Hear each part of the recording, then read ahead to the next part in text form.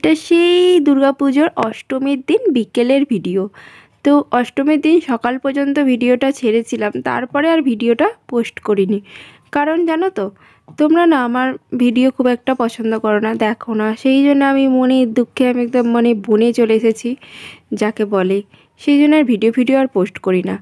যাই হোক, আমি চলে এসেছি, ভাবলাম ভিডিওটা যখন করেই রেখেছি তো নষ্ট না করে ছেড়েই ফেলি, তবু একটা স্মৃতি থেকে যাবে আমার ফোনের কোণায়, ভবিষ্যতে আমিই চাইলে দেখতে পারি।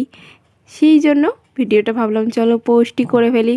ভিডিওগুলো যখন কষ্ট করে করেছি, তাহলে আর ফেলে দিয়ে লাভ নেই আর কি, ডিলিট করে লাভ নেই, আমি ভিডিওটা পোস্টই করে ফেলছি। তো শুধু পোস্ট করলে তো হবে না, একটু ভয়েস দিতে হবে। আবার যদি আমি এটাতে ওই যে গান বাজনা হচ্ছে সেইগুলো দিই, তাতে কপিরাইট চলে আসবে, তাতেও মুশকিল। সেই জন্য একটু খেটে খুঁটে ভয়েসটা দিয়ে দিচ্ছি। দেখতে পাচ্ছ একটা প্যান্ডেলের মণ্ডপের ভেতর ঢুকে পড়েছি। তো এটা হচ্ছে আমাদের ডানকুনিতে সেদিনকে ছেলেকে নিয়ে ঠাকুর দেখতে এসেছিলাম অষ্টমীর দিন বিকেলবেলা। তো মেয়েকে আগে সকালবেলা ঘুরিয়ে নিয়ে গেছিলো, ওকে এই দিককার সব ঠাকুর দেখিয়ে নিয়ে গেছিলো।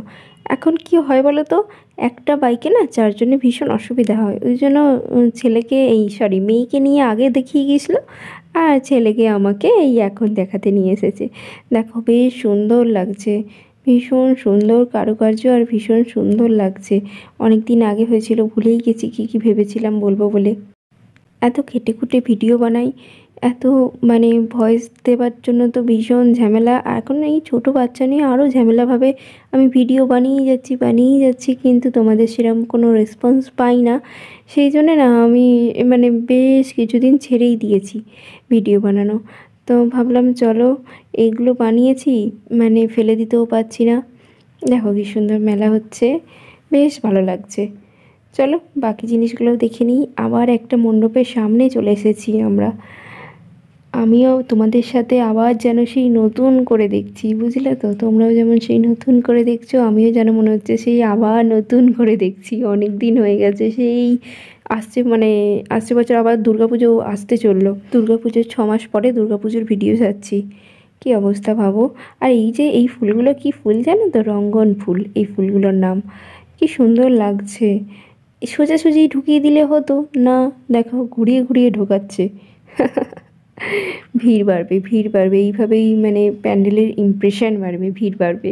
পুরো জায়গাটা একদম কভার করে ঢোকাচ্ছে, দেখো চারপাশ দিয়ে কী সুন্দর দেখতে লাগছে, ভারী সুন্দর লাগছে দেখতে প্যান্ডেলটা। চলো আস্তে আস্তে আমরা প্রবেশ করছি। বেশ ভালো ভিড় হয়েছে জানো তো। আর আমার ঘন্টু বুড়োকে দেখো, আমার নন্টি বুড়ো, বাহ খুব সুন্দর হয়েছে প্যান্ডেলটা। দেখো তোমাদের সাথে আমিও যেন নতুনভাবে দেখছি। তখন যেগুলো বলবো ভেবেছিলাম সেগুলো তো ভুলেই গেছি, আর এখন আবার নতুনভাবে ভেবে বলতে হচ্ছে। জানি না কোথাকার প্যান্ডেল, ভুলেই গেছি। না, প্যান্ডেলটা কোথাকার জানি, ডানকুনিতে হয়েছিল, ডানকুনিতে গেছিলাম। কোন জায়গা থেকে এই থিমটা নিয়ে করেছে সেইগুলোও জানতাম, সেই তখন জানতাম, তারপরে ভুলে গেছি। তোমরা যদি জেনে থাকো তাহলে কমেন্ট করে দিও। এরিয়াটা কিন্তু বিশাল বড় আর দারুণ লাগছে, দেখো খালি। চলো, বিশাল ভিড় হয়েছে, আস্তে আস্তে সমস্তটা ক্যাপচার করার চেষ্টা করছি। অনেক বেলাবেলেই বেরিয়ে পড়েছিলাম ঠাকুর দেখতে, এরকম ভিড় হয়ে যাবে বলেই। কিন্তু কি হয়েছে না, এবারে তো একটা দিন দুর্গাপূজা এমনিতেই বাতিল চলে গেছে। যেমন ধরো আজকে অষ্টমী, যেদিনকে গেছিলাম আর কি ঠাকুরটা দেখতে, সেদিনকে তো অষ্টমী ছিল। তো অষ্টমীর দিনকে বিকেলবেলা গেছি, তারপরের দিনকে নবমী না হয়ে দশমী একদম ডাইরেক্ট। সেই জন্য না একটা দিন কম পড়ে গেছি, যার জন্য ভিড়টা আরও বেশি। আর আবহাওয়াটা এত সুন্দর না, ভীষণ সুন্দর আবহাওয়া, তার জন্য ভিড়টা অনেক বেশি। দেখো ভিতরের কারুকার্যগুলো দেখো, অসাধারণ দেখতে, একদম চোখ ধাঁধানো কারুকার্য। কিন্তু একটা জিনিস হচ্ছে না, এখানে না থাকতে দিচ্ছে না, হেই কী বলবো, তালা দিয়ে পাঠিয়ে দিচ্ছে। কোনো রকমে বাইরে বার করে দিতে পারলেই বাঁচে। এতটা লাইন দিয়ে এলাম, একটু দেখবো না বলো?